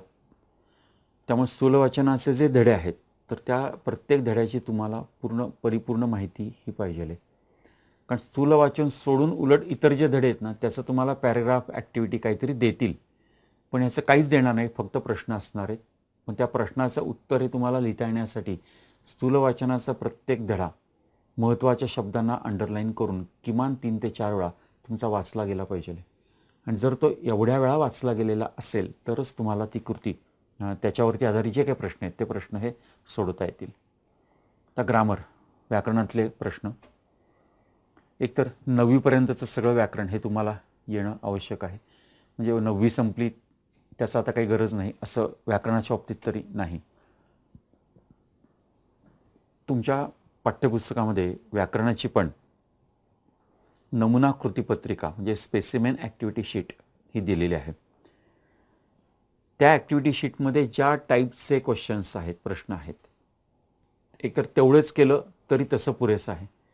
पण प्रॅक्टिस करायची असेल तर तिथं ज्या ज्या प्रकारचे प्रश्न दिलेले आहेत तर त्या प्रश्नांसारखे ॲडिशनल प्रश्न तेवढेच तुम्ही केलेत तरी चालतील. व्हरायटी खूप आणायची गरज नाही. म्हणजे मला माहिती आहे की मुलं मार्केटमधनं खूप वेगवेगळी पुस्तकं किंवा इतर काहीतरी कलेक्ट करतात. खरं तर चांगलं आहे, म्हणजे नॉलेजच्या दृष्टीने ती गोष्ट चांगलीच आहे. पण तरी आता फक्त परीक्षेचा विचार जर का केला तर पाठ्यपुस्तकामध्ये दिलेली नमुना कृतीपत्रिका ॲक्टिव्हिटी शीट जी आहे व्याकरणाची, तर तेवढी तुम्ही सॉल्व केली तरी चालेल. फक्त ती सॉल्व करताना स्वतःच्या मनाने करा, म्हणजे न बघता करा. म्हणजे हा प्रश्न आणि त्याचं हे उत्तर अशा पद्धतीने ती ॲक्टिव्हिटी शीट ही करायची नाही आहे.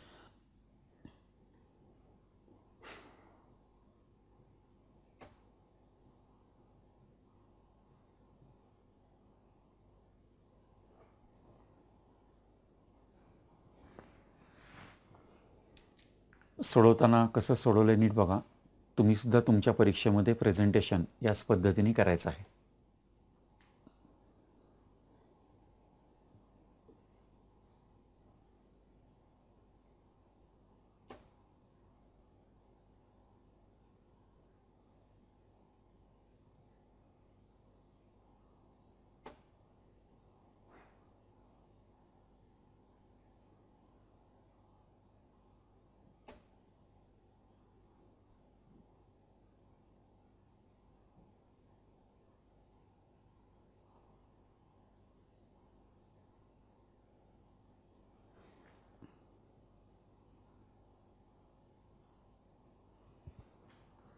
उपयोजित लेखन हे ज्याला आपण रायटिंग स्किल म्हणतो ते, त्याच्यामध्ये 3 प्रकारचे प्रश्न आहेत, म्हणजे 3 त्याचे उपविभाग आहेत. एकूण 24 गुण त्याला असतात. त्यामध्ये लेटर रायटिंग, पत्रलेखन, त्यात दोन्ही येतील, म्हणजे फॉर्मल, इनफॉर्मल, औपचारिक, अनौपचारिक. एकूण 6 मार्काला लेटर असेल आणि त्या 6 मार्कांपैकी 2 मार्क हे पत्ता, तारीख, मायना किंवा सब्जेक्ट लिहायला, योग्य मजकूर म्हणजे आपण जे खरं पत्र जे लिहितो ते, त्याला 3 मार्क, आणि शेवटी समारोप तुम्ही कसा करणार आहात त्यासाठी 1 मार्क. असे टोटल 6 मार्काला मराठीमध्ये असणार आहे. त्या पत्रलेखनामध्ये विषय देणार नाहीत तुम्हाला, की मुख्याध्यापकांना पत्र लिहा किंवा असं डायरेक्ट न देता त्याची कृती देतील, ॲक्टिव्हिटी असेल, आणि 2पैकी एका विषयावर तुम्हाला पत्र हे लिहायला लागेल. पत्रामधले प्रकार मागणी, विनंती हे औपचारिकमध्ये आणि अनौपचारिक म्हणजे कौटुंबिक पत्र. दोन्ही प्रकारचं पैकी एक कोणतं तरी तुम्हाला सोडवायचं आहे. पण अगदी खरं तर मार्क चांगले मिळवण्याच्या दृष्टीने तुम्ही जे फॉर्मल लेटर असतं ना औपचारिक, तर त्याच्यामध्ये मार्क हे खूप कमी लिहून पण चांगले मार्क मिळू शकतात. जी ॲक्टिव्हिटी दिलेली असेल त्यामध्ये दिलेल्या गोष्टी ठराविक साच्यामध्ये मांडणी आवश्यक आहे. म्हणजे पत्र आपण लेफ्ट साईडनी सुरू करतो, म्हणजे सगळं लेफ्ट साईड अलाइनमेंट ही त्याची अशी असली पाहिजे आहे. आणि तुम्ही कसं पत्र लिहिलेलं आहे किंवा तुम्हाला काय लिहायचं आहे हे नक्की समजलं आहे का, त्याचं आकलन झालं आहे का, याप्रमाणे तुम्हाला मार्क हे दिले जातात. पत्र ह्या पद्धतीने लिहिलं जावं. पूर्णपणे लेफ्ट साईड अलाइनमेंट केली बघा.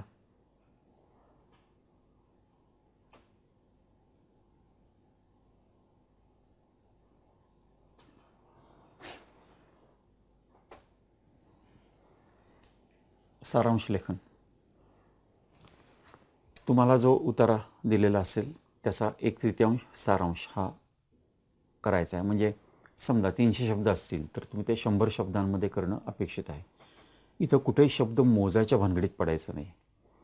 फक्त एक जरी काम केलं ना की जो पॅरा तुम्हाला दिलेला आहे उतारा, त्याच्यामध्ये जी उदाहरणं दिलेली असतील, त्यातले काही संवाद असतील किंवा एक्सप्लेनेशन एखाद्या मुद्द्याचं खूप दिलं असेल तर ते टाळून जरी तुम्ही लिहिलंत ना तरीसुद्धा सारांश हा आपोआप तयार होतो. अर्थात त्याला पण प्रॅक्टिसही करायला पाहिजे. आता इथं बघा, पहिल्या 3 पॅरेग्राफमध्ये तुम्हाला तो सारांशाचा उतारा दिला आहे आणि शेवटच्या त्या 6-7 ओळींमध्ये प्रत्यक्षात सारांश हा लिहिलेला आहे. सारांश लिहिताना पण त्याच्यामधल्या ज्या महत्त्वाचे शब्द असतील त्याला अंडरलाईन ही करायची आहे.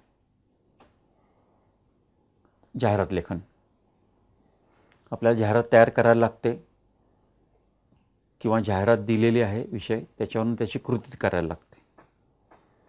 पण एक नक्की की तुमचं ड्रॉइंग बरं असेल, म्हणजे मी चांगलं नाही म्हणते, अनेक जणांचं चांगलं नसतं, पण बरं जरी असेल ना तरी जाहिरात तयार करायची जर का वेळ आली तुम्हाला तर त्याच्यामध्ये तुम्ही डिझाईनचा वापर करा. दिसायला ते खूप छान दिसतं, मार्क चांगले मिळतात. म्हणजे याप्रमाणे आता वनराई म्हणजे झाडे लावा, झाडे जगवा वगैरे त्याच्याबद्दलची माहिती देणारी एक पॅम्पलेट आहे म्हणू ते आपण.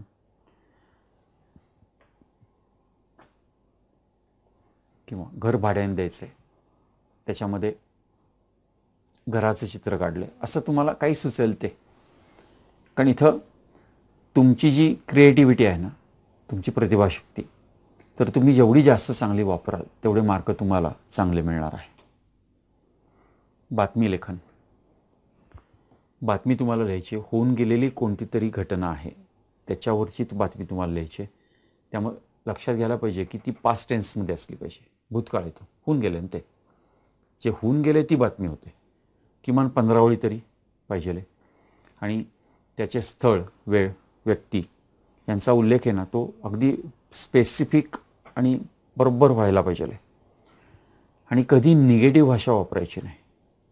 म्हणजे जे घडलंय ते त्याचप्रमाणे लिहायचं आहे. त्याच्यामध्ये स्वतःचं मत, कारण नॉर्मली असं होतं की आपण आपलं मत व्यक्त करायला गेलं की त्याच्यामध्ये निगेटिव्हिटी यायची शक्यता असते, त्यामुळे असं नाही करायचं. याप्रमाणे बातमी लिहायची. कथालेखन. साधारणतः 20 ओळींमध्ये कथा लिहायची. कथा ही पास्ट टेन्समध्ये पाहिजे. त्याला शीर्षक हे कंपल्सरी लिहायला पाहिजे. त्या कथालेखनामध्ये प्रकार आहेत की तुम्हाला अर्धवट कथा दिली किंवा सुरुवात दिली, पुढे तुम्ही कंप्लीट करा. किंवा काही शब्द आहेत त्या शब्दांवरून किंवा मुद्द्यांवरून कथा लिहायची. कधी कधी शेवट दिलेला असेल, कथेचा शेवट दिलेला असेल आणि त्याच्यावरून तुम्हाला आधीची कथा सगळी ही इमॅजिन करून लिहायची, असं काही कोणत्याही प्रकारे ते असं दिलेलं कोणत्याही प्रकारे विचारतील. फक्त एक आहे की समजा सुरुवातीला त्यांनी काही मुद्दे दिलेत, काही शब्द दिलेत किंवा सुरुवातीच्या त्या कथेमधले 4-5 ओळी दिलेल्या आहेत, तर ते मात्र लिहू नका. त्याच्या पुढं तुम्हाला जे लिहायचं आहे ते फक्त तुम्ही लिहिणं अपेक्षित आहे. त्यांनी जे दिलेलं आहे ते तुम्ही लिहिणं अपेक्षित नाही आहे. या पद्धतीने कथा ही लिहायची आहे. आणि कथा लिहिताना पण एक 2-3 मे बी 4 पॅरेग्राफमध्ये करून लिहा. म्हणजे इथं इन्फॉर्मेशन आपण हे इतर इंग्लिशमध्ये किंवा इंग्लिशमध्ये आपण जे काही लिहितो की एका पॅरेग्राफमध्ये आपण सगळं लिहितो, तसं लिहायचं नाही आहे. किमान एक 2-3-4 पॅरा हे तुम्ही करायचे आणि त्याच्यामध्ये ती कथा ही लिहायची. निबंध लेखन. तर निबंध लेखनामध्ये 2-3 प्रकार, एक प्रसंग लेखन, आत्मकथन, वैचारिक लेखन. बरीच मुलं आत्मकथना टाईप जर असेल तर ते प्रेफर करतात, पण ते लिहायला सोपं जातं असं त्यांना वाटतं. हरकत नाही, पण जे काही लिहिणार आहात ना त्याच्यामध्ये स्पेसिफिकपणा, विषय सोडून बाहेरचं खूप लिहिणं हे टाळा. स्पेसिफिक जर का असेल तर मार्क निबंधाला भाषांमध्ये पण चांगले मिळतात. 3 परिच्छेद, 3 पॅरा किमान व्हायला पाहिजेत आणि त्या 3 पॅरांमध्ये 20 ओळी ह्या यायला पाहिजेत. म्हणजे खरं तर मराठी मीडियमची जी मुलं आहेत ना, म्हणजे मराठी किंवा सेमी, त्यांचा निबंध हा आणखीन मोठा होणं अपेक्षित आहे. याप्रमाणे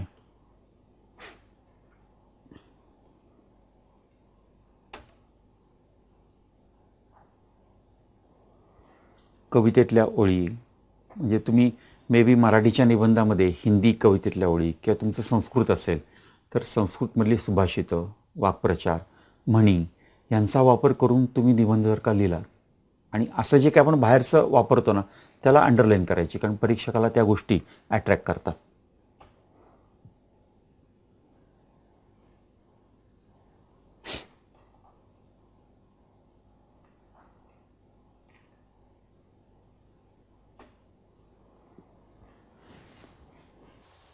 इतिहास आणि भूगोल हे दोन्ही पेपर्स 40-40 मार्काला असतील आणि त्याचा पेपर पॅटर्न याप्रमाणे.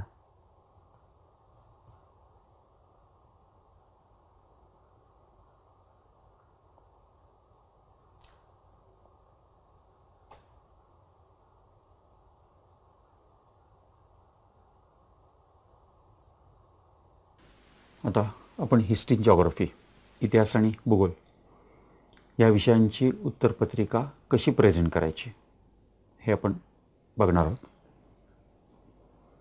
जे इतर विषयांना लागू आहेत तेच काही मुद्दे ह्या इतिहास भूगोलाला सुद्धा लागू पडतात. एकतर पाठ्यपुस्तकाचं सखोल वाचन, किमान 3-4 वेळा तरी पुस्तकाचं वाचन हे तुमचं झालेलं असलं पाहिजे. 3ऱ्या-4थ्या वाचनामध्ये महत्त्वाच्या शब्दांना अंडरलाईन करून वाचन हे केलेलं असलं पाहिजे. म्हणजे ऑब्जेक्टिव्ह वस्तुनिष्ठ प्रश्न जे त्याच्यामध्ये विचारतील त्याची उत्तरं पण तुम्हाला अचूकपणे देता येतील. इतिहास भूगोलामध्ये नॉर्मल एक्सपिरियन्स असा की मुलं भरपूर थापा मारतात. म्हणजे हा इतिहास कधी घडला होता की नाही असा प्रश्न पडावा अशा थापा मुलं मारतात. तसं करू नका, कारण परीक्षकाला ह्या मारलेल्या थापा लगेच कळतात. आज कोणताही 10वीला इतिहास किंवा भूगोल शिकवणारे शिक्षक अनेक वर्ष नोकरी केलेली असते, अनेक वर्ष ते शिकवत असतात म्हणून ते 10वीला शिकवत असतात. तेव्हा त्यांचं नॉलेजचा बेस हा स्ट्रॉंग चांगला तयार असतो. त्यामुळे तुम्ही कोणतीही गोष्ट थापा मारल्यात तरी त्या त्यांना कळतात. हां, आता समजा इतिहास भूगोलामध्ये एस्पेशली काही नवीन ताज्या घडामोडी किंवा ताजी माहिती की अंटार्क्टिकावरती असं घडलं, ब्राझीलमध्ये नव्याने असं झालं, अशी काही ॲडिशनल माहिती तुम्ही लिहिलीत तरी हरकत नाही. पण ती ॲडिशनल माहिती म्हणजे तुमचं उत्तर असू देऊ नका. आपल्या पाठ्यपुस्तकामध्ये जी माहिती दिली आहे ती उत्तराचा प्रमुख भाग म्हणून लिहिली आणि नंतर आत्ता ताज्या घडामोडींवर आधारित काहीतरी तुम्ही जास्तीचं लिहिलं तर चालू शकणार आहे. तर सुरुवातीच्या प्रश्नांमध्ये योग्य पर्याय निवडून विधानं पूर्ण लिहायचे. ह्याच्यामध्ये संपूर्ण विधान वाक्य पूर्ण लिहायचे, फक्त उत्तराचा भाग लिहायचा नाही आहे. आणि उत्तराचा जो भाग असेल त्याला अंडरलाईन करायचे याप्रमाणे.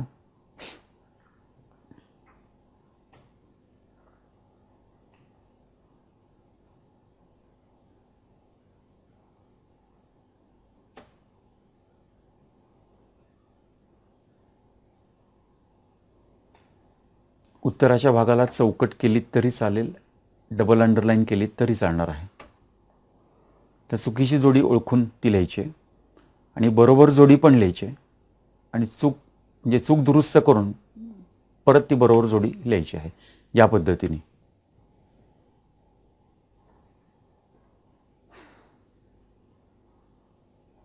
जे शब्द चुकलेले त्याला सर्कल केले बघा. हे तुम्ही मुलांनी लिहिलेलाच पेपर आहे तो. संकल्पना चित्र काढायचंय. ते काढताना पेननी काढा, पेन्सिलनी नको.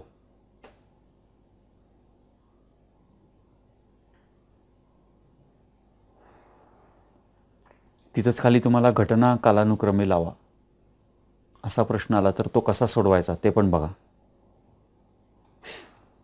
2 कॉलम करून सोडवलेला आहे प्रश्न तो.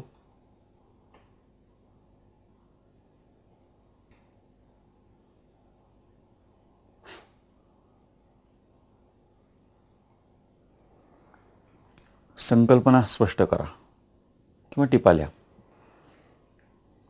मुद्देसूद उत्तर लिहायला पाहिजेत आणि त्याच्यामध्ये आवश्यकतेनुसार उदाहरणं, एक्झाम्पल्स आपण जी देतो ती त्यामध्ये यायला पाहिजे आहेत.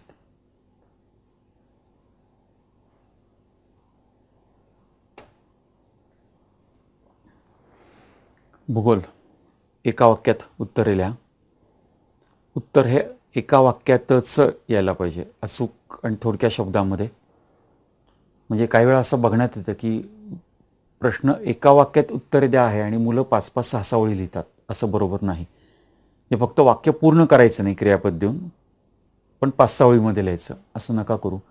आणि उत्तराचा जो अचूक शब्द असेल ना त्याला अंडरलाईन करायचे आहे.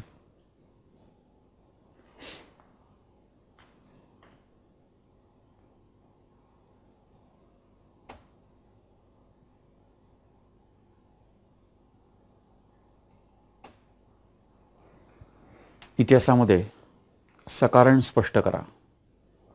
जे कारण व्यवस्थित कारण देऊन डिटेलमध्ये एक्सप्लेनेशन द्यायचं आहे, पण ते पॉईंटनुसार द्यायचे. पॉईंट नंबर 1, 2, 3, 4 जे इतिहास भूगोलामध्ये आणि दोन्ही सायन्समध्ये मी तुम्हाला सांगितलं की जवळजवळ सर्व प्रश्नांची उत्तरं ही आपण पॉईंट्समध्येच देणार आहोत.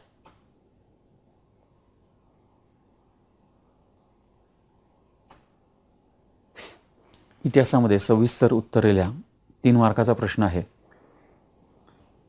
उत्तर पॉईंटमध्ये लिहिणार आणि 3 मार्काला आहे म्हटल्यानंतर मिनिमम 6 तरी मुद्दे पाहिजेत. 6 ते 8 मुद्दे हे तुम्ही लिहिणं अपेक्षित आहे. पण असं गृहीत धरा की एखाद्या प्रश्नाच्या 3 मार्काच्या प्रश्नाच्या उत्तराचे पाठ्यपुस्तकामध्ये 9 मुद्दे आहेत, 10 आहेत, तर काय करायचं? लिहा सगळे. येत आहेत ना तुम्हाला? हां, म्हणजे परीक्षकाची अपेक्षा मे बी एक 6 मुद्द्यांपर्यंत लिहिलं तरी ते मार्क देतील.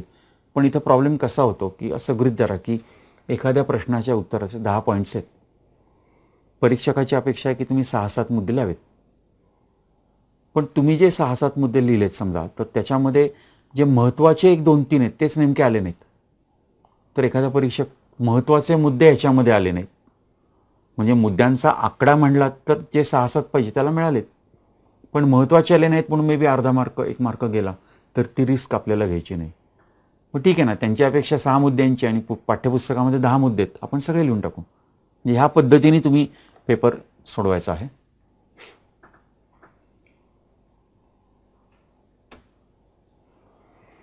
भौगोलिक कारणे 3 मार्काला आहेत, त्यामुळे परत 6 मुद्दे इथं लिहिणं आवश्यक आहे.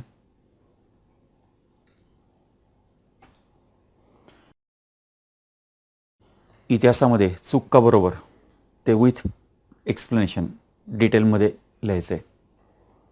कारण तुम्ही त्याचं एक्सप्लेनेशन म्हणजे कारण काय, चूक आहे का बरोबर आहे, त्या कारणासकट लिहिलं नाही तर मार्क मिळणार नाहीत. या पद्धतीने त्याचं प्रेझेंटेशन आणि एक्सप्लेनेशन हे द्यायचं आहे.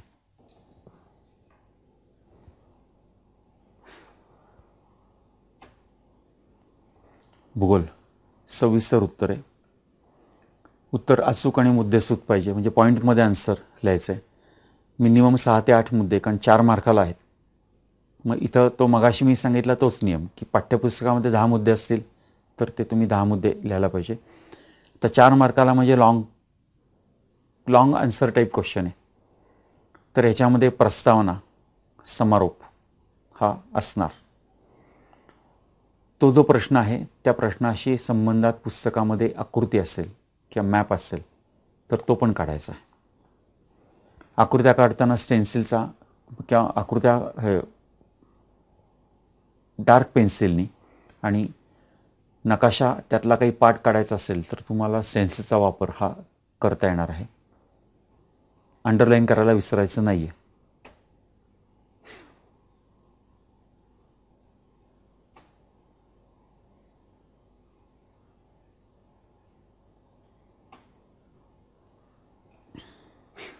चार मार्काला थोडक्यात उत्तरे मुद्देसूद म्हणजे पॉईंटप्रमाणे लिहिणार आहे आणि कमीत कमी 4 मुद्दे पाहिजेत. आता कमीत कमी 4, पण 4 मार्काचा आहे म्हटल्यानंतर तुम्ही 8 मुद्दे पण त्याच्यासाठी लिहू शकाल.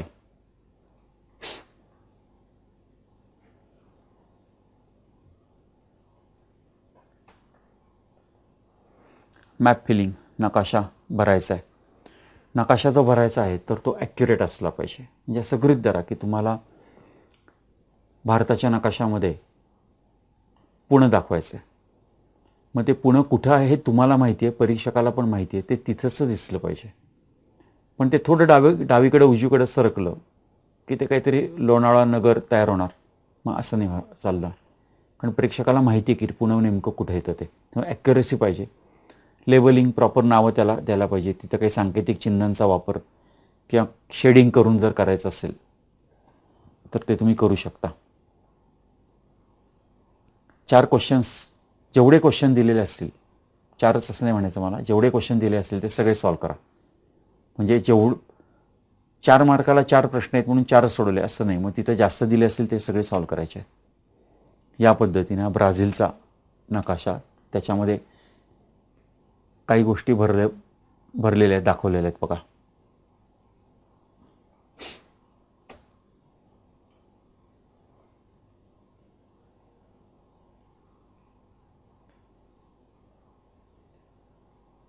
आलेख काढायचा. आलेख काढताना स्केल, प्रमाण हे लिहायला पाहिजे. 1 सेंटीमीटर बरोबर किती. शेडिंग करायचं आहे. पेन्सिलनीच आलेख काढा, त्याला प्रॉपर लेबलिंग हे द्यायचं आहे. काही कॅल्क्युलेशन करायला लागली, म्हणजे उदाहरणार्थ वृत्तालेख, पाय डायग्राम काढला तर आपण सगळं 360मध्ये कन्व्हर्ट करतो. मग 360मध्ये कन्व्हर्ट करताना जी काही कॅल्क्युलेशन केलेली असेल तर ती सगळी कॅल्क्युलेशन ही तिथं रफमध्ये नाही, फेअरमध्ये प्रॉपर तुमच्या उत्तराचाच एक भाग म्हणून ती कॅल्क्युलेशन तिथं दाखवायची आहे. लाईन, ग्राफ, मॅप रिडिंग, नकाशाचं वाचन. नकाशा किंवा आलेख, आकृती काहीतरी दिली असेल त्याच्यावर आधारित जे प्रश्न आहेत त्या प्रश्नांची उत्तरं, एकतर उत्तरही पूर्ण वाक्यामध्ये लिहायचं, हे लक्षात घ्या. म्हणजे एक्झाम्पल की 2018 साली भारताचं कोळशाचं उत्पादन किती, असा एक प्रश्न आहे. तर त्या प्रश्नाचं उत्तर तुम्ही समजा असं 100 लिहिलं, 100 मेट्रिक टन असं काहीतरी समजा उत्तर आहे, पण नुसतं 100 लिहिलं तर मार्क मिळणार नाही, म्हणजे मार्क कट होईल. 100 मेट्रिक टन लिहिलं तरी मार्क कट होणार. म्हणजे उत्तर लिहिताना 2018 साली भारताचे कोळशाचे वार्षिक उत्पादन 100 मेट्रिक टन होते. म्हणजे अशा पद्धतीने पूर्ण वाक्यामध्ये उत्तर हे तुम्हाला लिहायला पाहिजे. तुम्ही जेव्हा नकाशा वाचता तेव्हा ॲप्रॉक्झिमेट करून नाही चालत. म्हणजे 100 म्हणजे 100च लिहायला पाहिजे. मग ते तुम्ही 92-95 लिहिलं किंवा 105 लिहिलं तरी तुम्हाला ते चूक दिलं जाईल. आणि युनिटचा वापर करायचा आहे. आता मी म्हटलं की 100 मेट्रिक टन, 100 मेट्रिक टन, इथं मेट्रिक टन किंवा टन हे युनिट आहे. मग ते वापरायला पाहिजे. नुसतं मी 100 म्हणलं तर मार्क आपल्याला नाही मिळणार.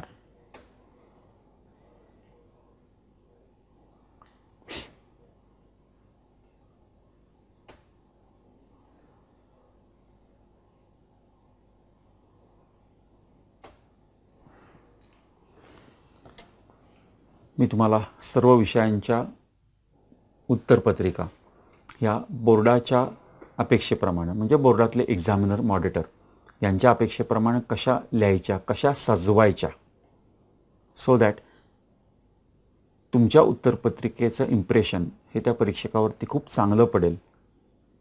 अभ्यास तर आपण करणार आहोतच, म्हणजे प्रश्नाचं उत्तर हे आपल्याला लिहिता येणार आहेच आहे. फक्त ते चांगल्या पद्धतीने कसं मांडायचं की जेणेकरून परीक्षकाचं तपासण्याचं काम हे सोपं होईल, ते मी तुम्हाला आज सांगितलेलं आहे. मला खात्री आहे की मी जे काही तुम्हाला सांगितलं ते नक्की आवडलं असेल. आणि मुख्य म्हणजे मी सांगितलेल्या ज्या सगळ्या गोष्टी आहेत त्या तुम्ही प्रत्यक्षामध्ये आणाल, त्याचा वापर कराल आणि भरपूर मार्क मिळवाल, अशा मी शुभेच्छा व्यक्त करतो आणि तुमची रजा घेतो. थँक्यू.